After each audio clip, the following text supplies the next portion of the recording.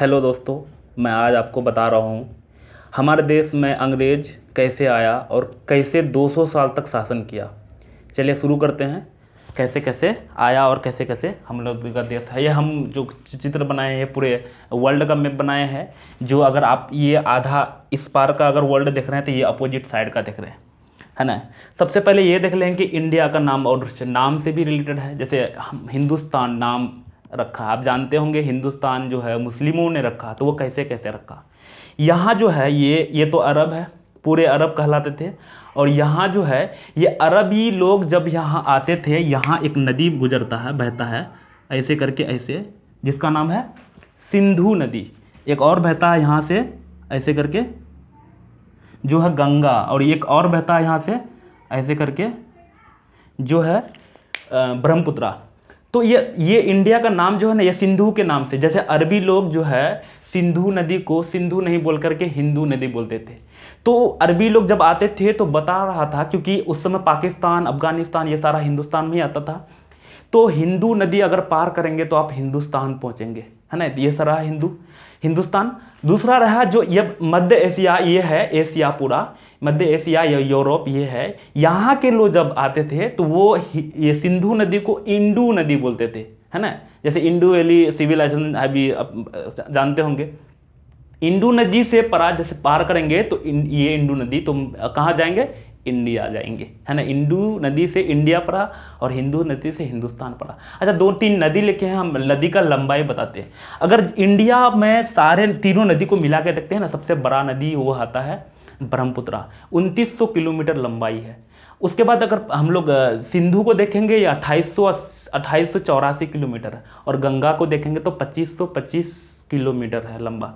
लेकिन इंडिया का प्रॉपर, क्योंकि गंगा तो पूरे इंडिया में सबसे बहता है, थोड़ा सा जो है पद्मा जाके बांग्लादेश में बहता है, तो बांग्लादेश को छोड़ के ही इंडिया में जो बहता है वो 2525 किलोमीटर गंगा नदी का लेंथ है ना। क्योंकि ये ब्रह्मपुत्र है जो ज़्यादातर चाइना में बहता है। हाँ, तो ये हम लोग हटा देते हैं, ये हम एक्स्ट्रा फैक्ट बता दिए हैं, क्योंकि हम लोग अंग्रेज के बारे में जानेंगे आज, लेकिन हम यहाँ नदी के बारे में बता दिए। अच्छा, 2500 किलोमीटर आया। तो एक चीज़ और ध्यान रखिएगा, हिमालय पहाड़ का जो लंबाई है ना वो भी 2500 किलोमीटर है। अच्छा, लंबाई बताए थे, चौड़ाई बताए थे।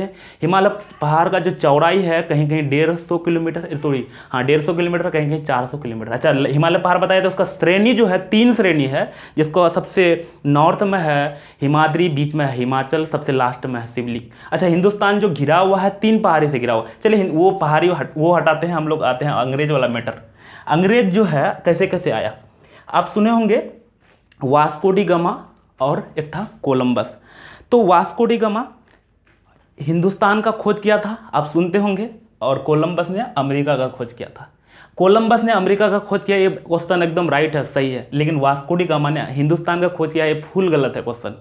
क्योंकि हम मध्य एशिया, ये जो मध्य एशिया इधर है या यूरोप है, ये प्राचीन काल से ही इंडिया से व्यापार करते थे, है ना। लेकिन व्यापार करते थे तो यहाँ हुआ क्या। अच्छा, पहले हम ये बता देते हैं अमेरिका को, उसके बाद हटा देंगे इसको अमेरिका को। यहाँ ये दे देते हैं कि यही है स्पेन। स्पेन से निकला था कौन ना, कोलंबस, जो अमेरिका का खोज किया। अच्छा, अमेरिका मतलब ये दोनों अमेरिका है, ये नॉर्थ अमेरिका है, ये साउथ अमेरिका है। अगर किसी को लग रहा था अगर यूनाइटेड स्टेट अमेरिका जो आप कंट्री सोचते हैं, तो वो सिर्फ ये है ना, यहाँ है। क्योंकि ये कनाडा है, और ये है यूनाइटेड स्टेट अमेरिका, ये मैक्सिको है। तो ये पूरा है अमेरिका, ये नॉर्थ अमेरिका, ये साउथ अमेरिका, ये जुड़ा हुआ भी था। बाद में यहाँ काट के एक नहर बनाया है जिसको कहते हैं पनामा नहर। अच्छा, ये जो है ये समझ में आ गया होगा, ये हटा देंगे हम लोग बहुत जल्दी। और पहले कॉन्टिनेंट से बताते हैं कौन कौन है। ये एशिया है, ये अफ्रीका, ये नॉर्थ अमेरिका, ये साउथ अमेरिका, ये यूरोप, ये ऑस्ट्रेलिया, ये अंटार्कटिका, सातों है। ये एशिया जो है ना, एशिया, यूरोप और अफ्रीका, ये पूरे जुड़ा हुआ है। अगर आप एक जगह से पैदल कहीं पे भी जा सकते थे, पहले आदमी हुआ है यहाँ से वहाँ कहीं से कहीं गया है, क्योंकि ये पूरा जुड़ा हुआ है। बाद में यहाँ एक नहर काटा गया है जिसका नाम है सुएज नहर। ये बहुत बाद में है ना, लेटेस्ट काटा गया, उतना भी बाद में नहीं, लेकिन ठीक है बहुत बाद में है फिर भी। तो ये है, यहाँ कौन नहर है, सुएज नहर, और यहाँ पनामा नहर, क्योंकि ये हम लोग हटा देंगे। तो अब शुरू करते हैं। ये हटा देते हैं क्योंकि अच्छा ये जो है कोलंबस ने किया था, ये कब इसका खोज किया था, तो 1492 ईस्वी में, क्योंकि हम लोग कोलंबस नहीं वास्को डी गामा देखेंगे।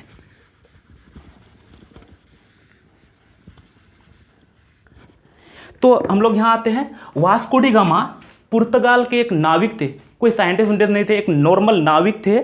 और अच्छा पहले अच्छा नाविक थे तो उसको क्यों आखिर जरूरत था कि इधर से आके हिंदुस्तान आया, क्यों आखिर?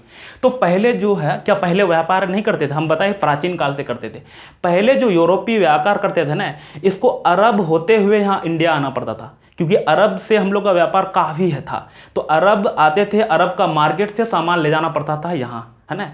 तो यहाँ ले जाते हैं, तो इसको जो है यहाँ आना पड़ता था, यहाँ से यहाँ, या ये सब नावों से आते थे, तो इधर से यहाँ आते थे और यहाँ होते हुए फिर यहाँ, क्योंकि यहाँ तो लगा हुआ था, तो यहाँ क्या करना पड़ता, फिर रेड सी में आना पड़ता था, रेड सी से फिर इंडिया आते थे, है ना।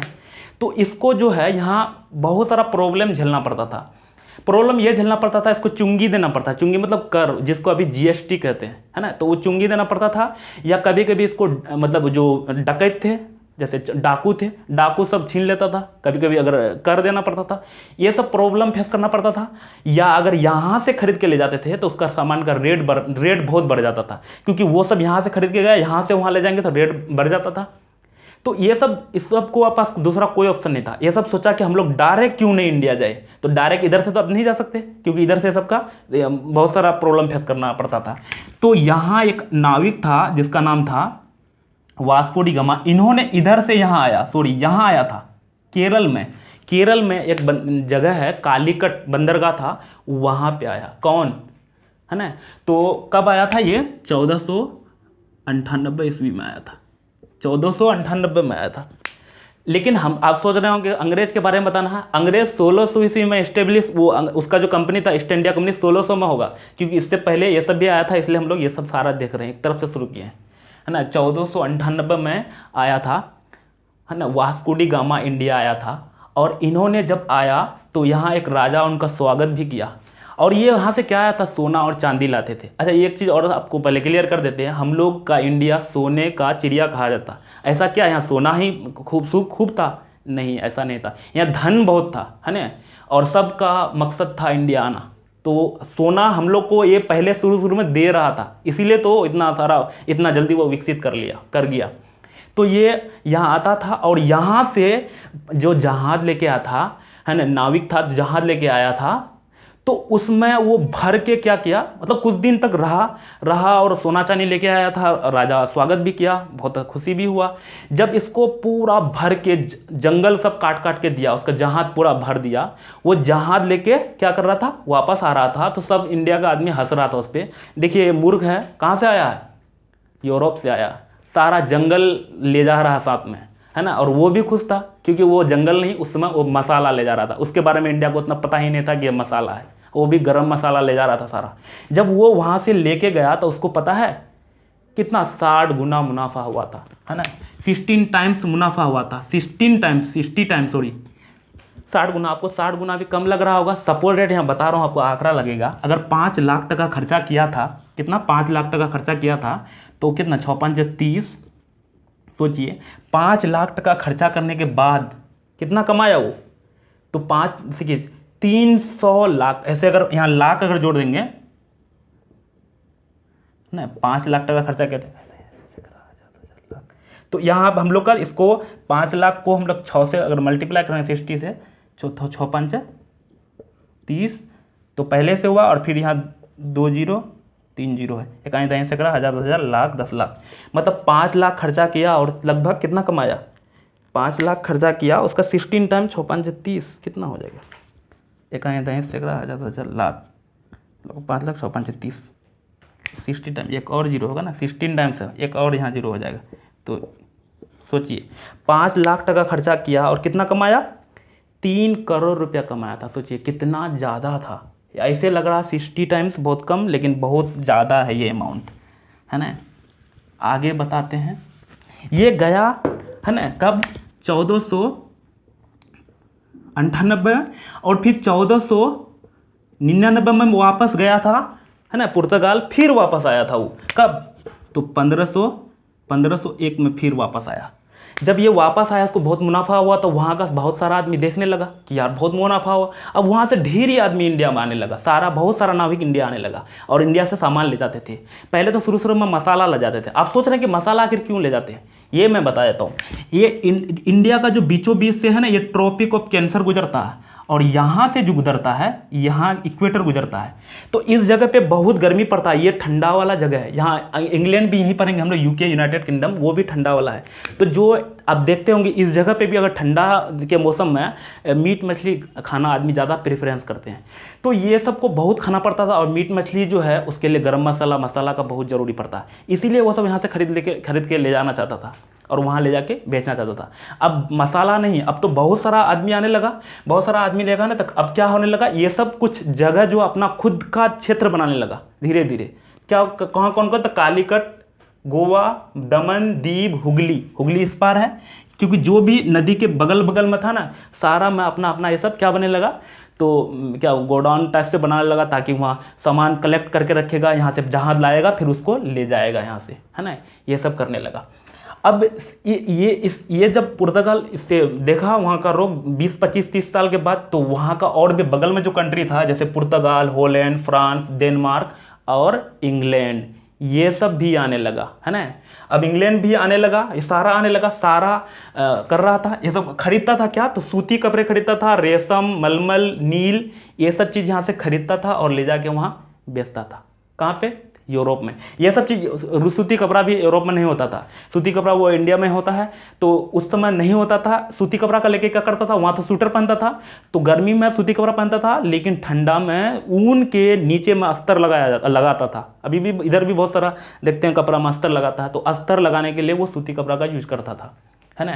तो आगे उसके बाद क्या हुआ, उसके बाद बहुत सारा कंपनी आया और सारा कंपनी अपने पे टकराने लगा, है ना। टकराते टकराते 2 ही कंपनी बचा, वो फ्रांस और इंग्लैंड, बाकी सारा आउट हो गया।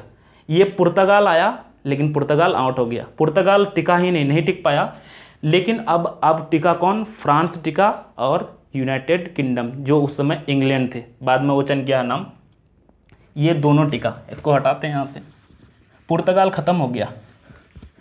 इंग्लैंड में एक कंपनी ईस्ट इंडिया कंपनी नाम से, है ना, 1600 ईस्वी में स्थापना हुआ, है ना। इन्होंने महारानी एलिजाबेथ से महारानी एलिजाबेथ से क्या लिया, 15 साल के लिए इंडिया से व्यापार करने की अनुमति लिया, मात्र 15 साल के लिए, है ना, 15 साल। और वहाँ ये रूल था कि जो एक कंपनी अगर जो कंट्री में जाएंगे तो दूसरा और कोई कंपनी या दूसरा कोई आदमी उस कंट्री से व्यापार करने के लिए नहीं जा सकते, ये रूल था। तो 1608 में आए इंडिया, है ना, 1608 में इंडिया आए, कौन, अंग्रेज, जो व्यापार करने के लिए, क्योंकि हमने बताया कि सारा आउट हो गया था, सिर्फ इंग्लैंड और फ्रांस में टक्कर था, है ना, ये दोनों टक्कर कर रहा था, बाद में फिर इंग्लैंड और आगे निकला, है ना। चलिए दोस्तों, शायद वीडियो बहुत लंबा हो गया, यहाँ से आगे कल फिर बताएंगे अंग्रेज़ के बारे में। Thank you for watching this video.